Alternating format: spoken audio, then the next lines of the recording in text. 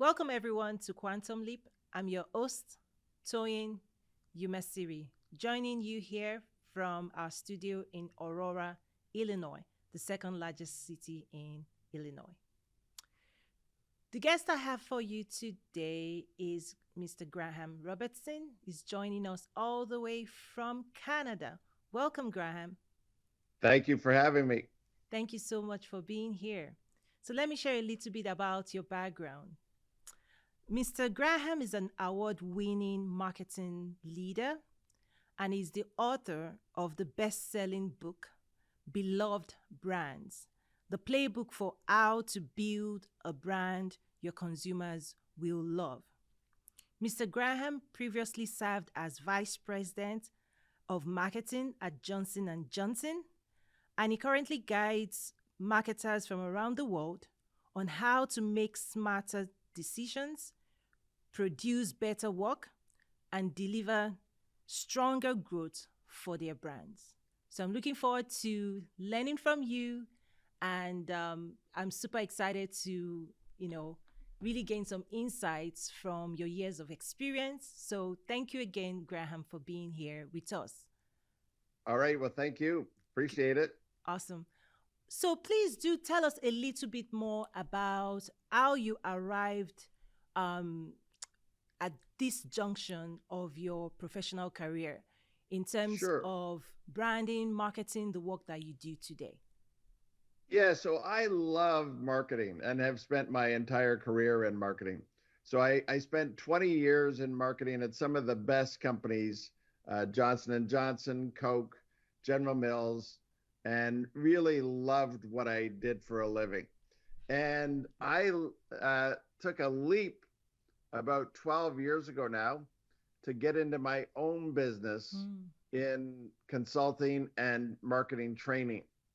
And what I find is I'm doing a lot of the same thinking and work, but it's more of me helping others be best at what they can do. Mm. And that's really what I find motivating at this stage of my life is really helping people, making them smarter so they can make smarter decisions on their business. Wow.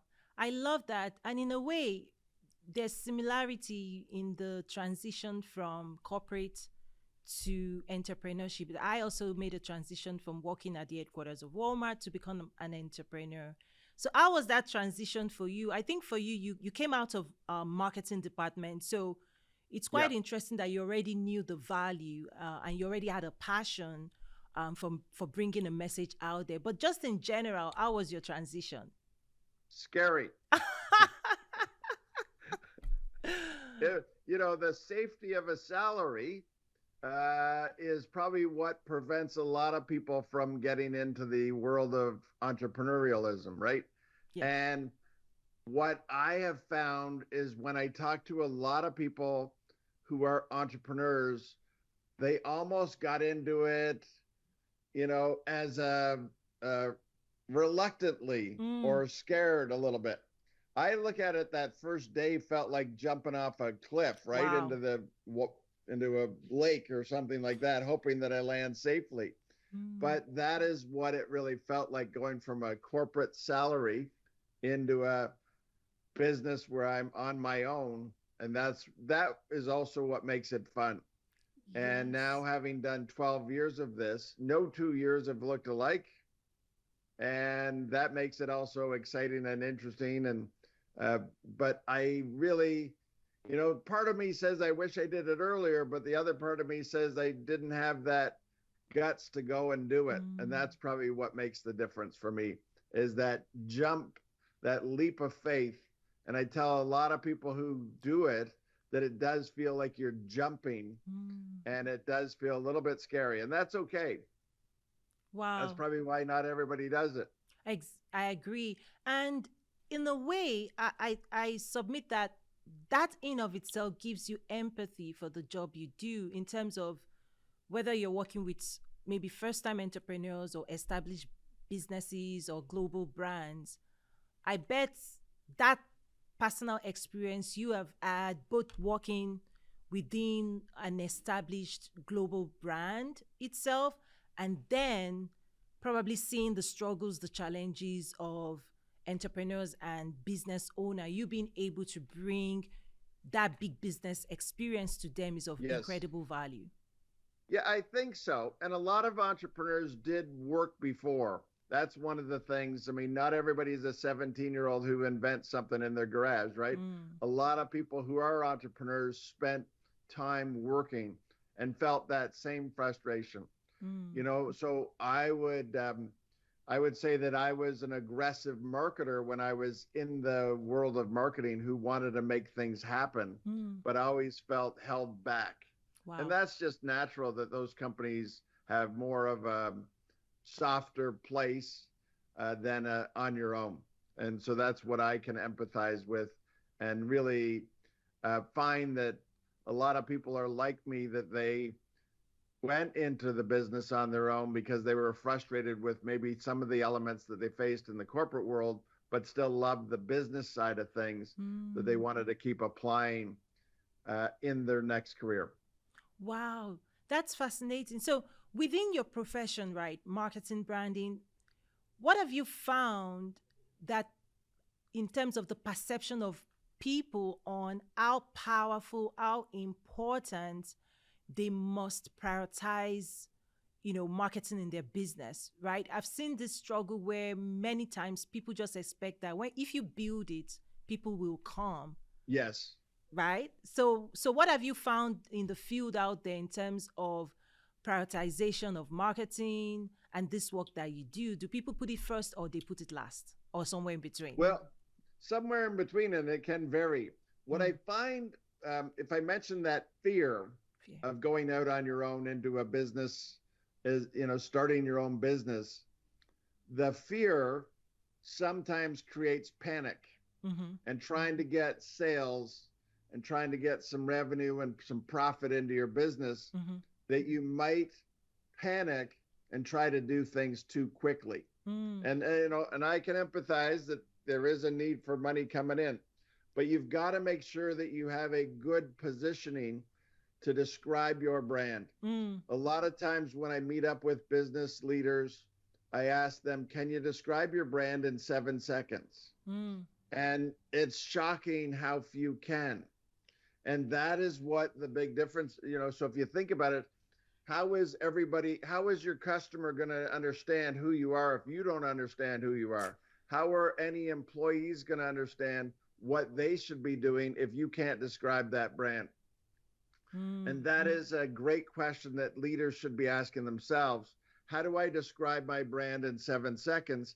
And then how do I take that 7 seconds and say it 10 times a day? mm. That's a great example of that's not in line with what we do. And Wow. that's where you can really get to that 7 second brand pitch can be something that is essential for a business owner. Wow. So let's dive into it. You talked about positioning. What is brand positioning? So, brand positioning is defining your brand in the customer's mind. Mm, And so what you then do is once you try to define that, what you do is you use all of your marketing, product, advertising, whatever distribution to keep sending those signals. But if you brand positioning is the reputation that you establish in their brain, mm. and you're trying to send signals to influence that brand positioning. Right. And to also enforce it, right? To keep it Yes. stronger. Yeah, and what one of the things people can do is just a really easy shift. You can start with what you do as a product or a brand, Mm-hmm. and then shift it into what the consumer gets and how it makes them feel. And then your brand positioning should be more talking about what they get and how it makes them feel, and back it up with what you do. That's the difference. So if you're the fastest headache medication, then you can help people get on with their day because they feel confident that nothing's going to get in their way. Mm, And that's the shift you can make. And that when you talk about what the customer gets and how it makes them feel, that is a much more richer, powerful space to play into than just talking about yourself all day. I'm Oh, always surprised when I meet up with businesses and it's nonstop talking about themselves. If we went to a barbecue or on a date and someone talked nonstop about themselves, you'd be like, okay, enough. oh, Talk about me. And so that's what we try to really project with different marketing and brand leaders. okay. That's quite funny because we do love to talk about ourselves. Yes, we do. However, the psychology actually is to get other people talking about the work. And Yes, how to do it is to your point, to position the brand in the minds of the people, and then let that be the strong, um you know you talked about positioning. So ultimately it's not what we think about ourselves, it's what other people think about us. Is that's that right. true? Is that accurate? Exactly. And if I were to project something, Mm-hmm. if I said I'm the fastest runner on the planet over 50, and the customer doesn't believe me, I've got to watch and get signals and go, okay, they're not believing this. Let me, I'm a great marketer. And then they go ding, ding, ding. So your message, what you want to be, sometimes doesn't really work out. And you've got to make sure that you're trying to send those signals to that customer. And if they reject it, they reject it. That's the reality of, and you need to try another message that works to get into their brain. Wow. And okay, so let me ask you this question. Believing in a brand versus buying or investing in a brand, do those two things overlap, or is it in sequence? Do they happen one after the other, or are they the same? It can vary. So the trigger to purchase, if I'm talking about a car, that could be 2 years in that purchase journey from me saying, I like that new car. I don't need a new car right now, but I'm going to keep that in mind. And that could take 2 to 3 years. That's just the buying journey is a lot longer. Hmm. So in that time, you've got to understand that. And now you've got to send signals over the next 24 months and not go for the close all the time, but giving them information to arm them. On the other hand, if it's bubble gum, it could be 10 seconds. You see orange flavored gum. I need orange flavored gum. Let me buy that right away. And Wow. that's the impulse purchase. So you have to understand how try to map out your customer's journey to see how they interact. I was dealing with a financial services that was lending people money for homes. And I said, so started talking about the customer and they defined the customer. And I said, I bet you I can add one more thing to that definition that will really define them. Hmm. They're looking for a house. And I know that sounds silly, but look at how our marketing changes when we think they're already looking for a house. If I'm going to help them with the finances for that house, I can track where they are. I know Right. that at lunch, they're going to be online looking at houses. So I want to be online at those sites at 8 p.m. Again, they're going to be looking at houses at 8 p.m. online. During the weekend, they might be in new neighborhoods looking for that house. So I could be on the radio while they're in the car, or Wow. I could be in billboards outside of new neighborhoods. So as you think about that customer's journey, it's really important that you map it out so you can intersect that journey. Because if you just advertise on a Tuesday night to everybody, 98% of your audience isn't in the space to buy a house yet. Right.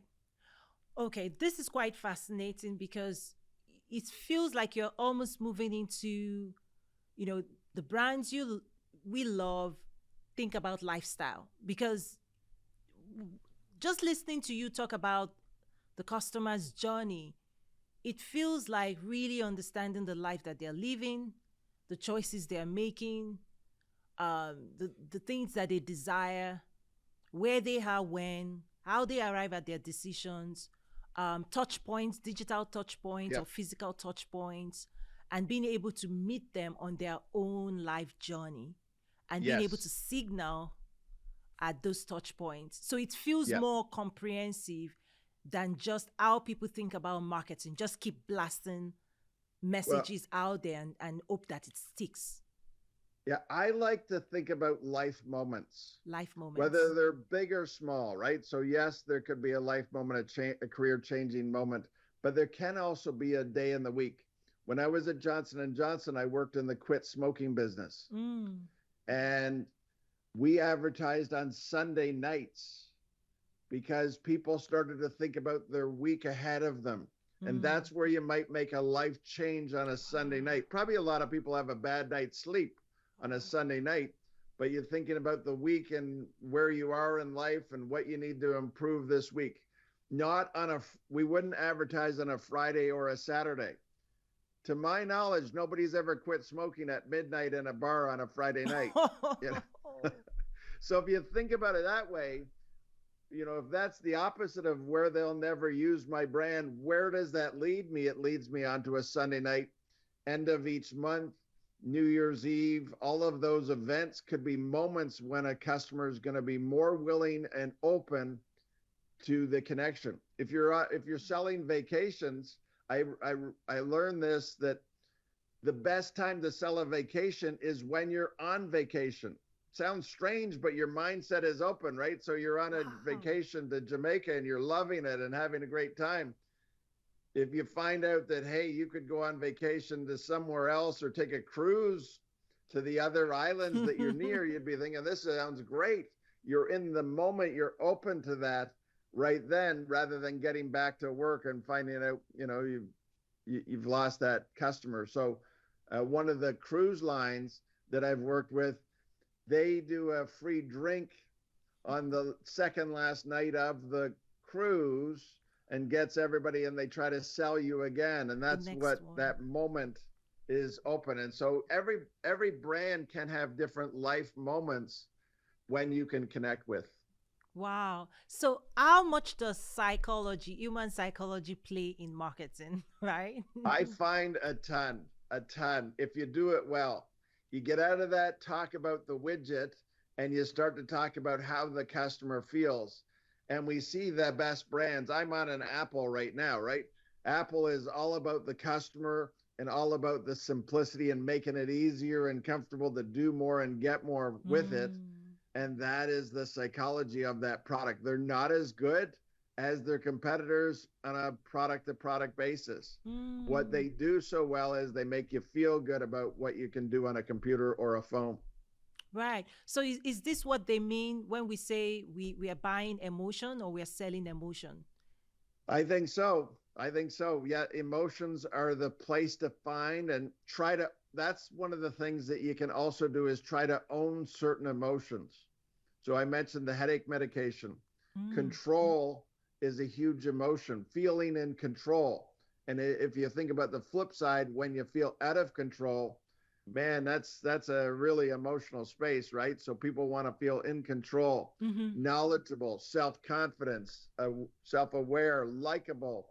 All of those different emotions can play into it. And I would push a brand to try to own one or two of those emotional spaces Right. and try to do it relative to your competition. Mm. So, looking at the world post COVID, right? Before COVID and after COVID, right? Have you seen more changes, or what consumer behavioral changes have you observed in your space? Because I see that a lot of sales people, marketing people seem to be struggling now. But I would love to know what your experience has been from doing this work before COVID-19 and then where the world is today.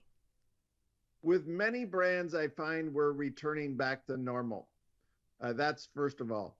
Okay. But as marketers, what I find we have done is we've kind of panicked and we go for the sale too quickly.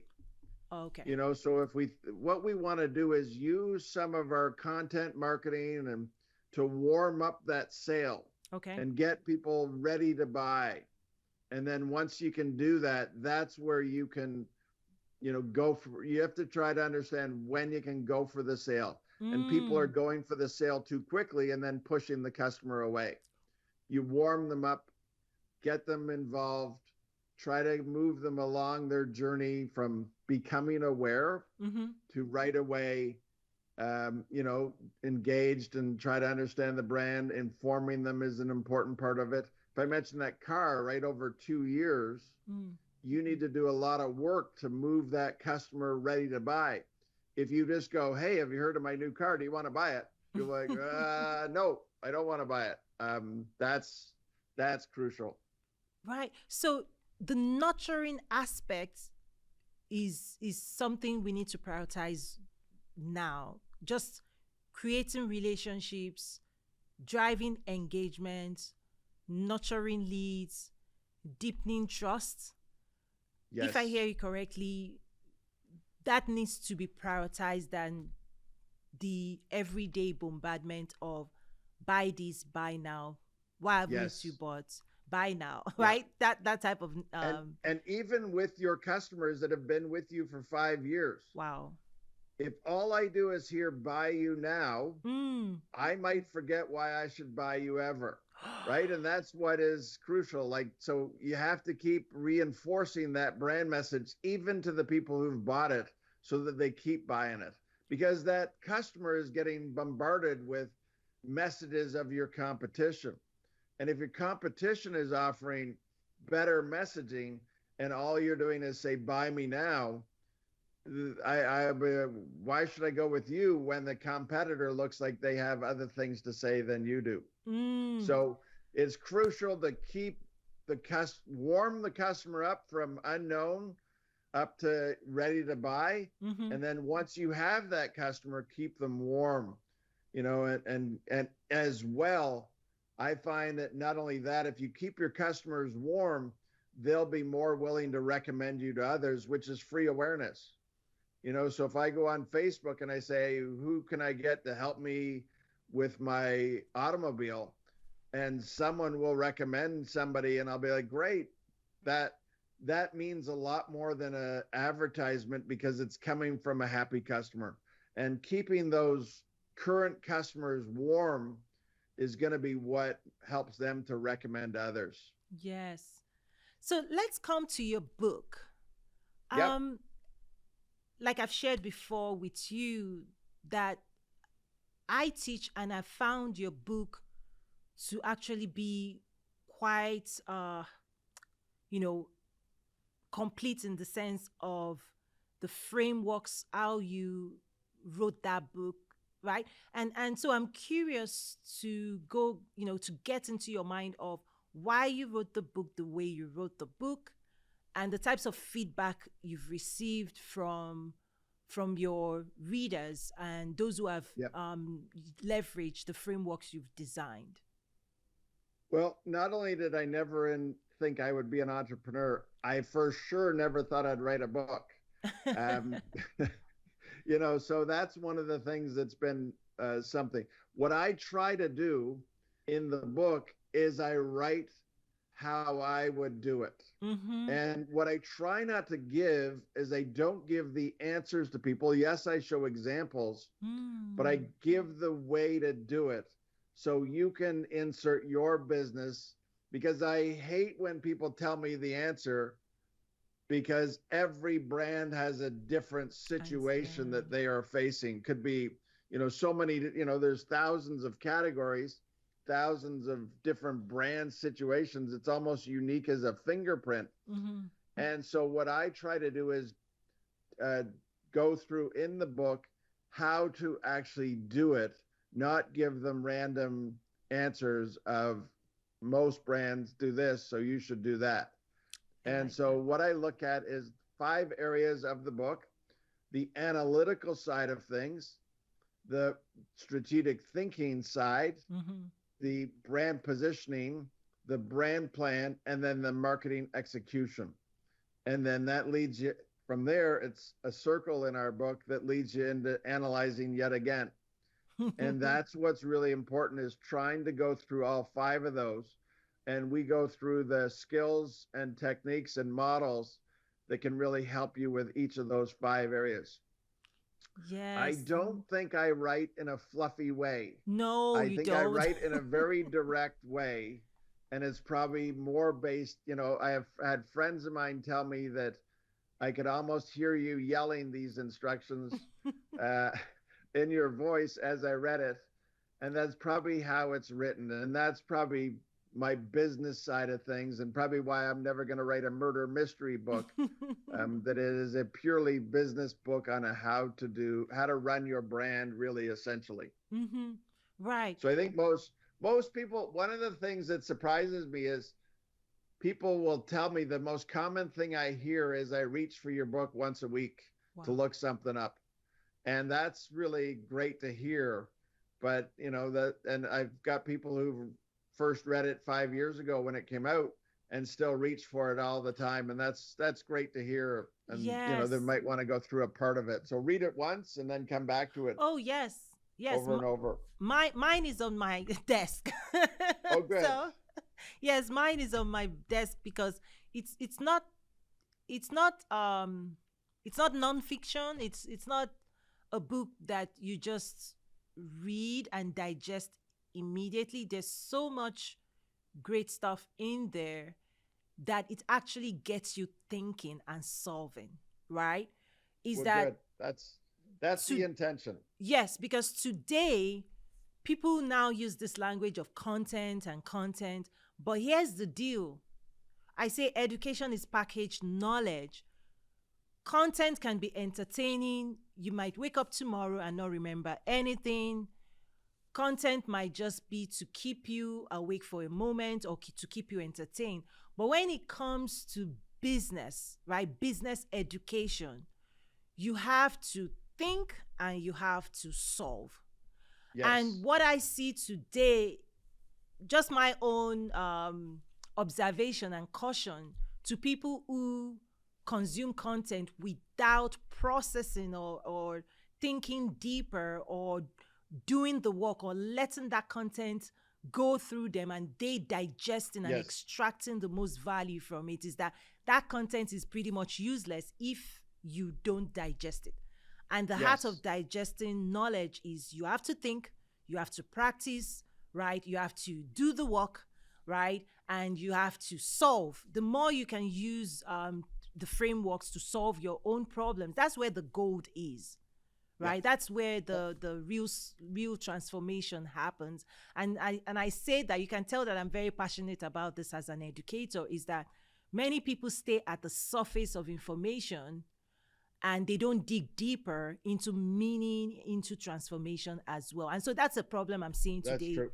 with the amount of knowledge content that is out there, right? Yeah, for sure. It I doesn't. try, and I think when I engage in other people's content, whether it's a podcast Mm-hmm. or online content, the best ones are where I walk away going, I learned something. Yes. And it can just be one thing, and that's okay. And so, sometimes people are only going to have a chance to spend 3 minutes on your content. And if you could just let them walk away with one thing, that's terrific. Mm-hmm. Because the next day they might be back and learn a second thing. Mm. And after, if we look at that car business, if it takes 2 years to buy a car, and various, if I'm selling if I'm selling software to a company, it may take 2 years to get through to that as well, to switch Mm. over a company. And so it can all depend on what is the role of content. And my view is teach them one little thing each time, Mm-hmm. add it up, so that over a year they feel that they've learned 100 things. And that's one at a time, in a sense. Wow. So what's the balance between long-term versus short-term results? Because yes, we need to nurture over a period of time that is determined by the consumer journey, right? Decision making process. But at the end of the day, this is the sales versus marketing battle. Yes. At the end of the day, if I need to sell today, what type of conversation, communication, delivery gets those who are ready today to buy? Yes. And that is a really tough question to answer. I know. It's a And so part of it is that we all want that revenue Yes. and we all need it, right? So we all trigger get some money coming in. And that's when the early stage of an entrepreneur, the entrepreneur feels most in panic. I've Mm-hmm. done all this work and I'm 3 months in and I don't have one sale yet. Yes. Or I'm not profitable sales. I'm spending more than I'm making in profit. Yes, I'm Yes. getting some sales. It all has to build over time. Yes. What you probably should think about is building a brand or marketing is like an investment. Yes. And so as we would deal with our personal investments, we want both short-term and long-term. Yes. Mm-hmm. So yes, I might take a shorter term approach on these investments, but I still want some Apple stock in my portfolio to grow over the long term. Yeah. And that is what the same thing with a brand. You've got to think about investing for the next 2 to 5 years, Mm-hmm. as well as half of your money and effort should be on the next 30 to 90 days. Right. And so that's what I would say. The great thing about short term is money in, as well as you get some new customers. So I know people have divided this into brand building for the long term and transaction for the short term. Sometimes even a short term can build the brand. That customer gets to try your product, loves it, talks about it to others for the next 5 years. So you've got to find a balance between, creating that warm connection and knowledge of your brand, getting your positioning out there with triggering the actual revenue generation. So half and half is my approach. I agree. And I think that's what has grown this movement of webinars and free webinars, because they try to not just leave people out there experiencing the brand. They want to create greater intimacy. So I've seen different strategies out there where there's weekly deeper experiences, right? What type of experience can you create for the consumer base to really also experience the brand in closer proximity? Yeah. Because out there on social media, you're still living your people, your community. They're engaging with thousands of brands. And so if you want to isolate that relationship and deepen that trust, part of some of the strategies, that is being deployed, particularly post-COVID, is bringing more people closer to you, like best friends, right? Creating super fans and, giving them opportunity to touch, feel, experience the product and services. When you also think about Apple stores and they also do it, creating experience centers, customer learning centers, really just to say, okay, you've seen us from a distance. Would you like to come closer and take a look, right? Yeah. Yes, go on. One of the things Apple does so well, which I think we can all learn from, is they have a phrase on their floor of their stores to their salespeople. No means leave them alone. So, and what happens is, the reason why, let them play. Okay. So you've got all the toys out on the table. If I go up to them, do you need any help? And if the person says, no, I don't, 45 minutes of playing with that watch, they're going to say, hey, do you have this in blue? Wow. And so leave them alone. It's a soft sell approach, but let them experience the products, let them touch the iPhones and the MacBooks, and they'll eventually warm themselves up. And that's what I think Apple retail does so well. So think about it. If we can get closer to our customers, get them to experience what it's like, then they will purchase almost on their own time, in a sense, and you don't even have to trigger that sale. Wow. I love that. So let me move into more of your leadership experiences and just ask, you seem to be in a field where a lot of patience is required, a lot of deep emotional connection with the people we want to serve. So what types of tips, leadership tips, success tips, can you leave our audience with that you believe has helped you maintain success, be more successful, be a global influence in the world of marketing?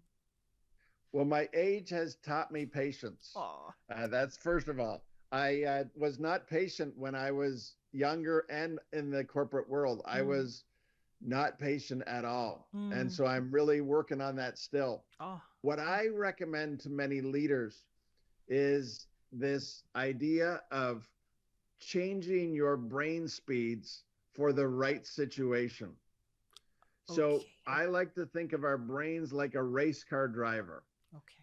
As we go on a race car driver, we slow down on the difficult corners. That is the Mm. strategy area. That's the analytics. We need to debate the strategy, figure it out, and go slow. Mm.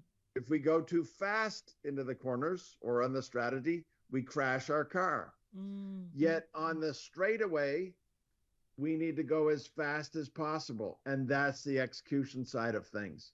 So here I need to use the fast twitch parts of my brain to make fast decisions. I Mm. like that one. It fits the strategy that I worked months on, but I need to do it fast. And I don't want to create spin where it goes, we overthink things and then never get anything done. Mm. And that's one of the things. So changing your brain speed, going fast and slow, is crucial to being a leader. I find that that's one of the best things. And when you meet conflict, you might be using the wrong brain speed. Oh, wow.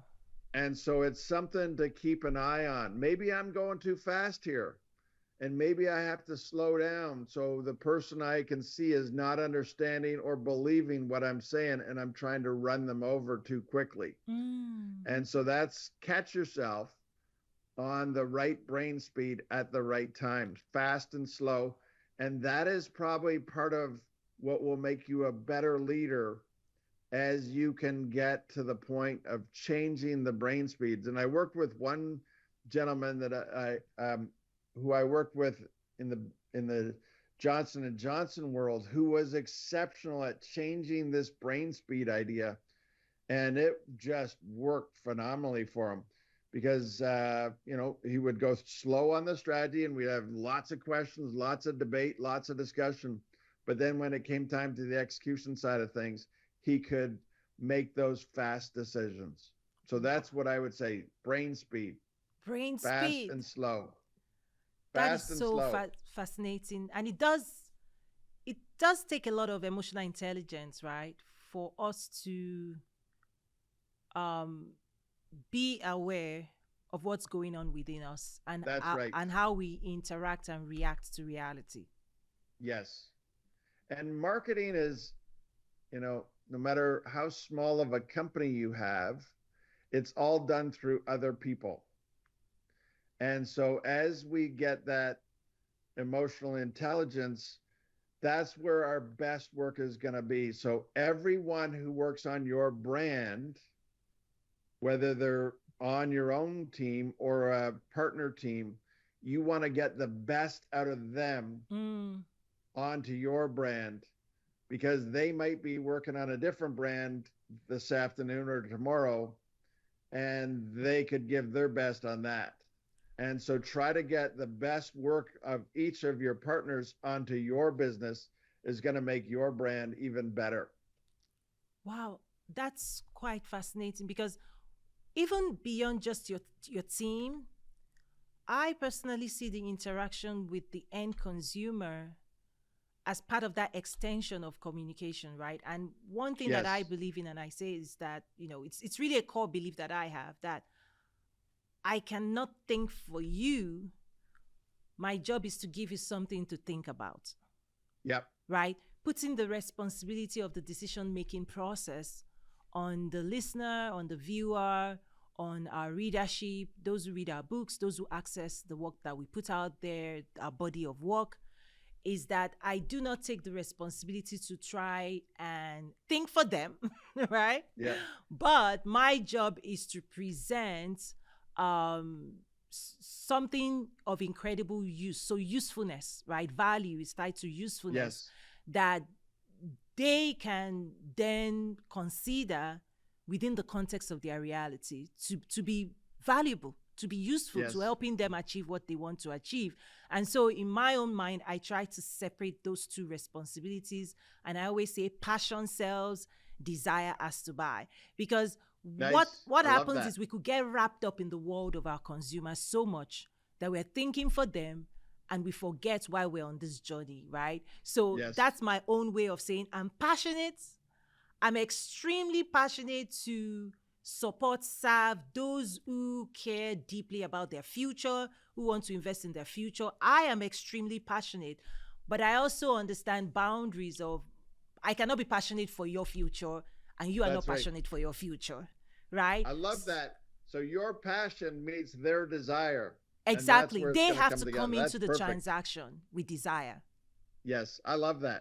Yes, I have a first degree in mathematics, and I'm seeing this two balancing equation, right? How far can I go with my passion? Like I am extremely passionate to see people achieve success in their life and business. Like no question, I'm kind of like seriously on fire for that. Well, that's But so that you fire would is not like, enough. yeah, one of the things that I say about marketers, and maybe your math background might relate to this as well. So advertising people see art, finance people see numbers. Mm, Marketers see art and numbers at the same time. mm. So when I see a great ad on TV, it's almost like a cash register goes off in my head. Ah! Ding, ding, ding, ding, ding. And I can start to see the number. I can start to see, okay, so this is how they're going to get awareness, to trial, to purchase, to, and I can actually start to see that. And that's one of the things I find the best marketers have that ability to see the art and numbers almost at the same time. That's Yes, essential. I love it. And for me, just tagging on to what you shared, I see the heart of people, right? Moving the hearts and minds of people. And I say, what does it take for actually inspiring people to go to the higher dimension of their life? Because Yeah. at the end of the day, this is about increasing productivity, right? Is that the work that we do, your book, your resources, your classes, your marketing program, the education that I provide as well is helping people produce at higher capacity, right? That's right. And so we can have the strategy, frameworks, all of these amazing resources ready to offer the world. But the types of people that I've seen that can actually maximize those resources, they have to step in forward with their own hunger for That's higher right. dimensions Yes. of results. Love it. Yeah, we make the best people better. Oh, love That's it. the challenge. I do. Yeah. Because there's performance.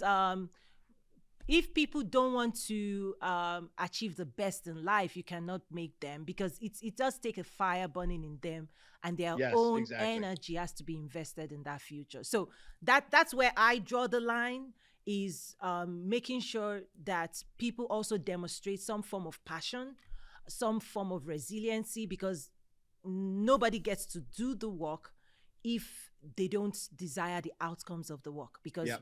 work is not, it takes energy, focus, determination for us to drive change in the world. That's right. Agreed. I love it. Any parting words? This has been very enjoyable for me, and I'm sure No. our listeners and viewers Yeah. as well. Yeah, just, using all this thinking and really driving a brand that consumers will love is going to make you more powerful, grow faster, and have more profitability. That's what is the essential equation that leads to this. All the passion you can put into this, all of the great thinking and strategy will make that brand be something their customers crave. Oh, thank you so much. Ladies and gentlemen, thank you for joining us. Graham, thank you so much for joining us. You can also check out his book. Where can they find your book? Amazon and where else? Amazon and Apple Books, yes. Yes, and then you're also on LinkedIn. Right? For sure. Add me on LinkedIn. I try to post something, a little bit of a learning each day. Oh, yes, you do post very helpful resources. So, yes, they should try and track you down on LinkedIn and follow you as well. So thank you Sounds good. everyone for this episode, for joining me on this episode of Quantum Leap. I'm your host Toyin Umesiri. I'll see you again next week. Bye for now.